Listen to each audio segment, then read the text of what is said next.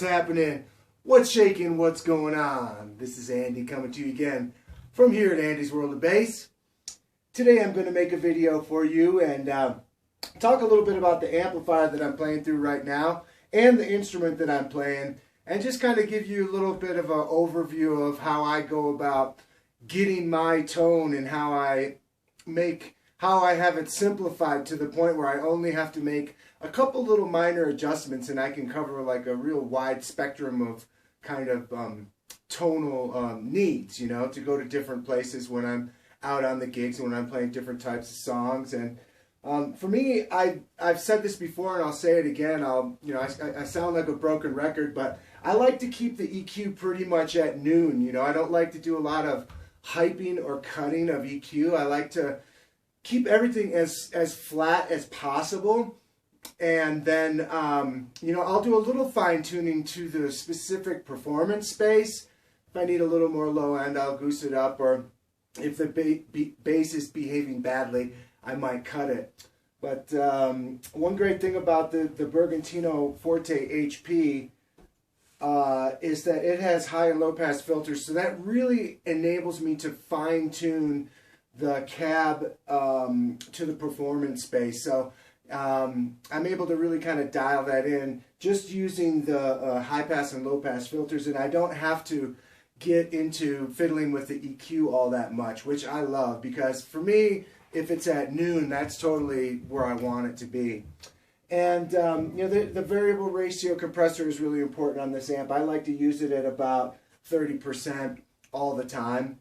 It adds a really nice kind of, it just kind of takes the top end, the highest peaks, and just kind of smooths them off a little bit, and makes it so when I'm doing like the real transient peaks of the high frequency stuff, the high frequency information, it just smooths that off ever so slightly, and it's in a way that's musical and I hardly even notice it, meaning it's not like an effect.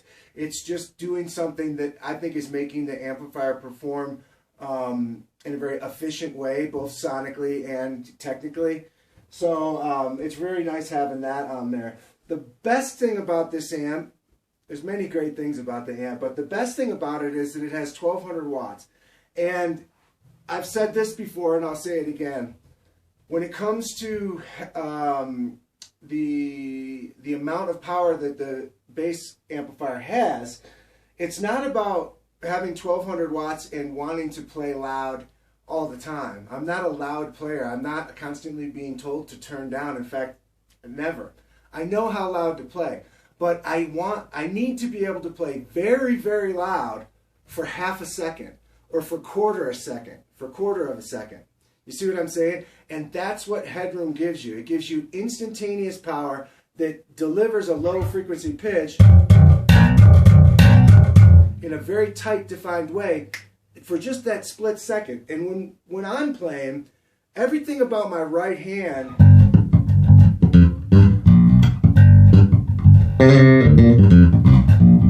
it's all up and down this dynamic range, and some notes I'm really plucking hard, other ones I'm letting sing, and that whole dynamic range is well, when I'm playing soft, the amplifier is not having to work at all. It's not even registering as a task to the amplifier. But when I all of a sudden for a split second go,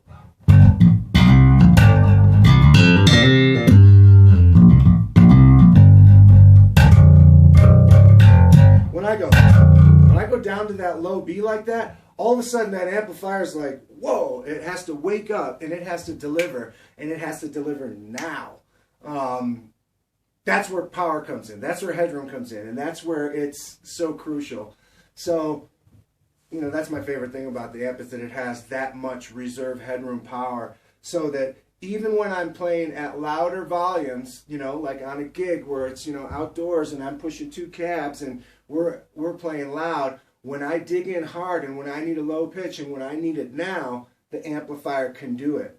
And that's that's kind of a misconception, is that I think people say to themselves, God, I don't need that much power. I never play that loud. It's not about just playing loud. It's about having the full range of dynamics and having the ability to deliver low pitches in a transient, you know, in a fast, clean, undistorted way.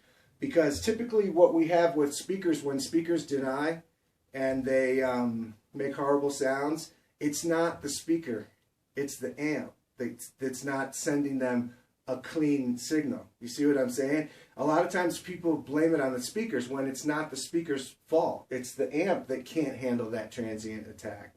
You know what I'm saying? That transient peak.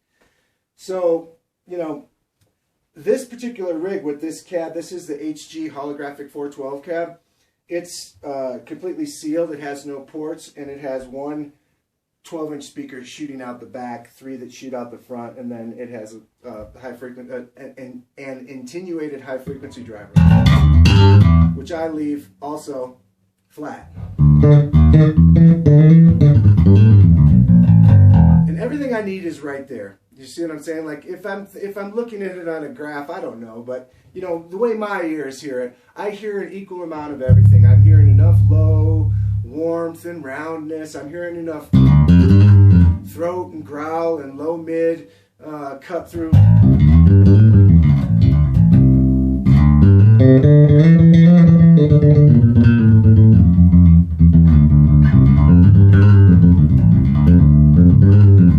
I'm hearing clear, pristine high end, but that is smooth at the highest frequency. It's smoothed off. It's not sizzly. The bass is tight, round, and warm, fast, but it's not booming. And that way, if I have a sound that's very kind of universal to the way I play, then I'm not constantly having to fiddle with anything. Now, on the instrument, this is a jazz bass type instrument, custom made by Kerry Nordstrand. It looks complicated because it has 6 controls on it, but it's not really all that complicated. It's basically a passive jazz bass. Volume, volume, passive tone on the bottom row. And then it has an optional 3-band preamp. Well, I don't even hardly ever use the preamp, but if I want to or if I need to, it's there, okay? And it's all on separate controls, so it's not all stacked up where I'm fumbling through it, you know what I mean? So it's basically passive jazz bass down here, active 3-band up here. And the only controls when I'm playing this instrument that I ever mess with are these two right here. I always leave the tone at about 90%. I seldomly ever fiddle with that. And then if I want more mid-range, like if they're both all the way, if they're all the way up, both of them.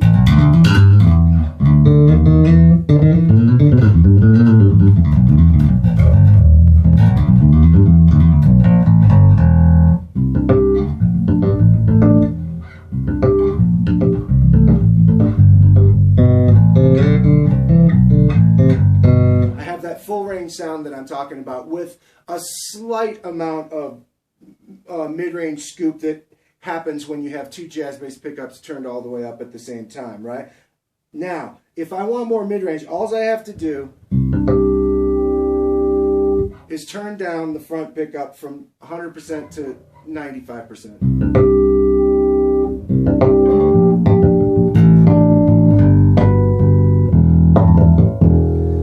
And the mid-range just starts jumping off the instrument. If I want a more focused front pickup sound, all I do is the same thing. Take the back pickup from 100%, move it back to about 90%, and it goes from...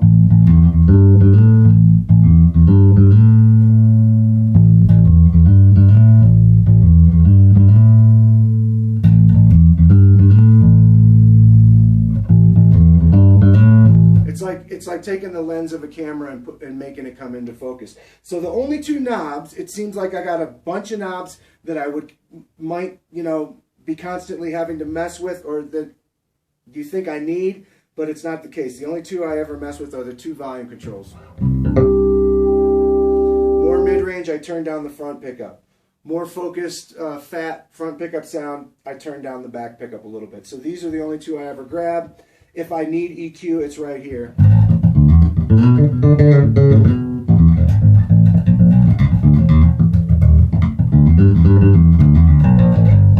So it's actually quite simple. It's a quite simple method. The majority of the sound that I get as a player comes from my hands.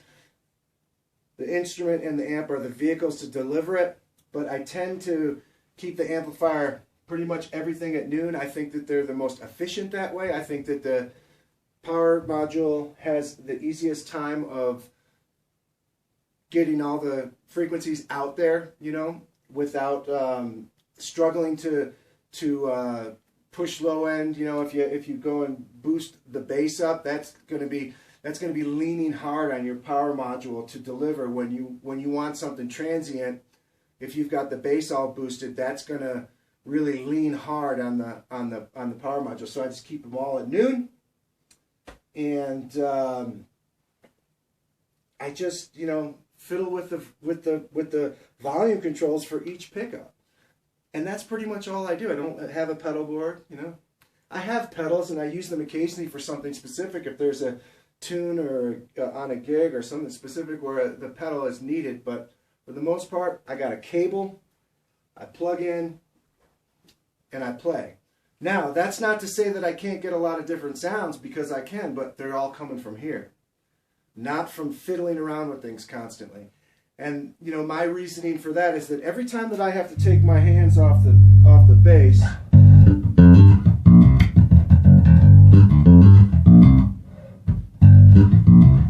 I have to break the groove for a split second to make adjustments. So I don't like that. I like to...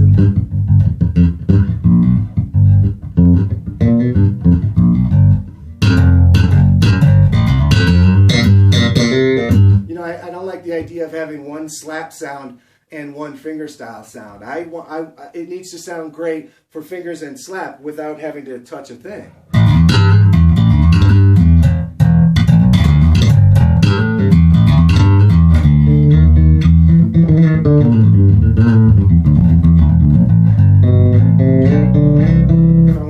Some chords, they need to have enough mid-range for you to hear the differentiation between the pitches. If I want to dig in and make it growl, I need to be able to do that without having to make some sort of equalization adjustment or some sort of, you know, defined, you know, making a different sound for each specific technique that I do. Because I think that's where, you know, people have problems with is they get their pivot when they're switching from fingers to slapping or whatever.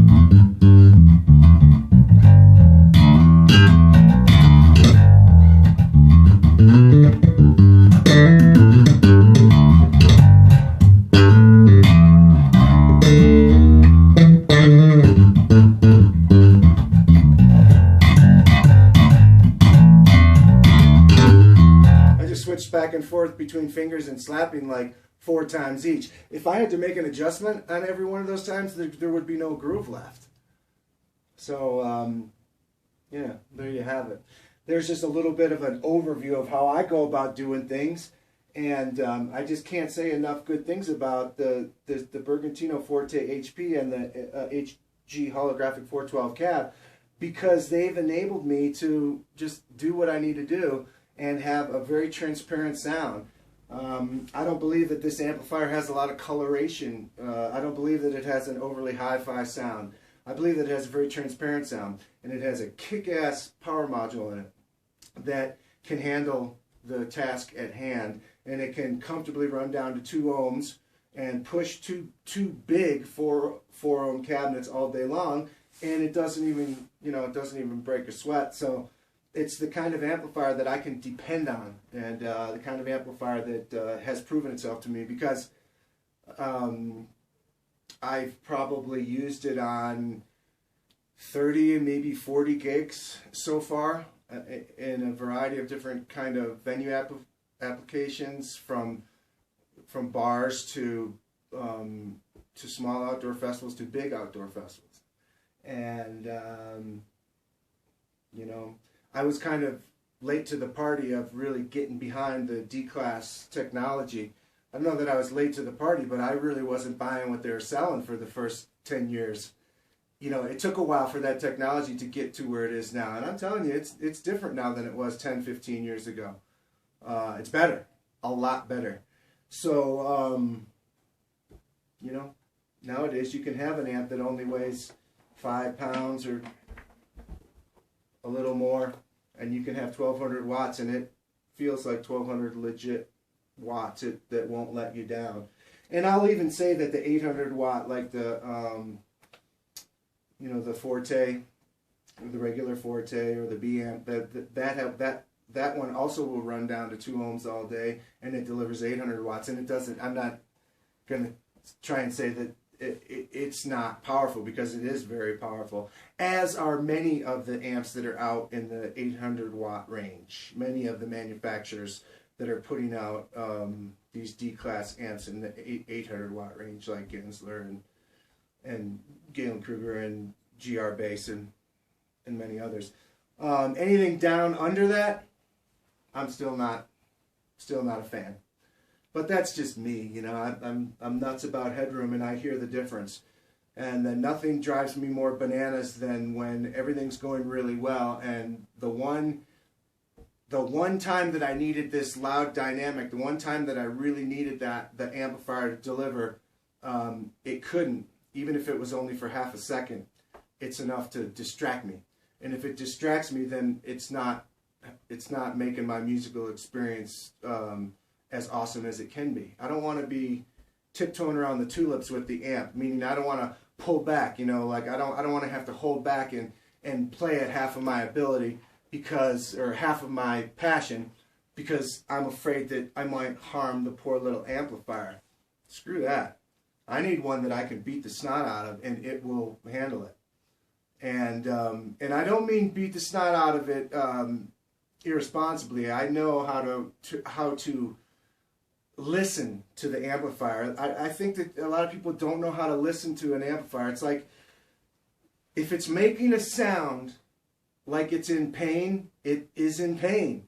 So you have to do something different to make it behave better, to make it perform better. So, you know, I hear the way that's so easy to witness is when you hear 10 different players, or 5 different players, let's say. You're at the NAMM show or somewhere like that, and you hear 5 different players come up and play the same bass with the same amp and on the same settings. And one guy comes up and he's getting the most amazing tone. Sounds beautiful, sounds musical, sounds killer. And you're like falling in love with this piece of gear. The next guy comes up and they don't, for some reason they can't get a tone. You know what I mean? It sounds like the speakers, the amp, the bass, everything about what's coming out of that rig sounds like shit. And you're like, well, what? It's the same thing. But that just goes to show, you know, some people know how to drive a race car, some people don't know how to drive a race car. If I got into a Formula 1 car, I would spin it out and be into the guardrail within 30 seconds, because I have no idea how to drive a car like that. So I think with experience, we learn how to listen carefully to what's coming out of the amplifier and pay attention to what we're putting into it. And when we really refine what we're putting into it, then we'll really benefit from what's coming out of it. All right, friends. Thanks for watching this video. Thanks for watching all the videos. We'll see you next time. Peace.